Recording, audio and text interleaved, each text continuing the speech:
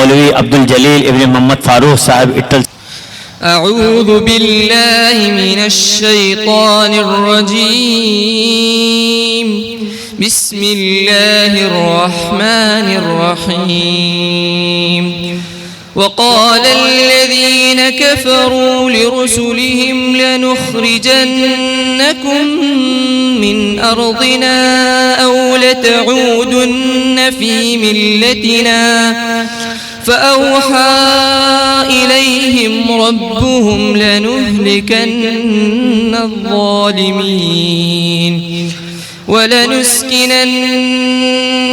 الأرض من بعدهم ذلك لمن خاف مقامي وخاف وعيد. واستفتحوا وخاب كل جبار عنيد من ورائه جهنم ويسقى من ماء صديد يتجرعه ولا يكاد يسيغه ويأتيه الموت من كل مكان وما هو بميت ومن ورائه عذاب غليظ. مثل الذين كفروا بربهم أعمالهم كرماد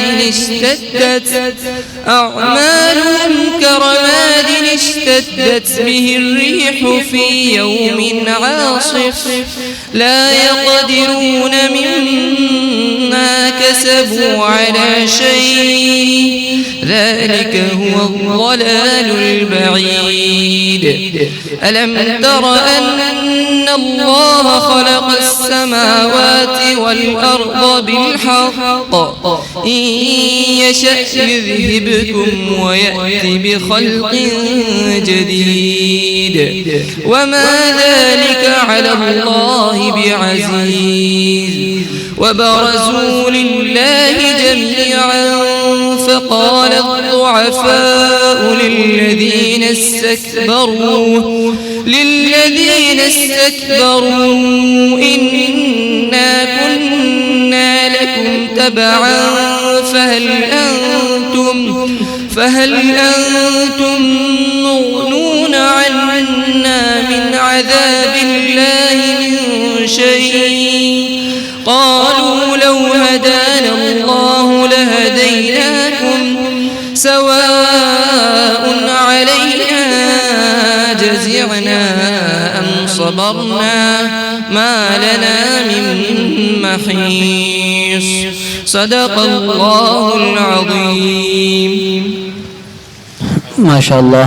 इसके बाद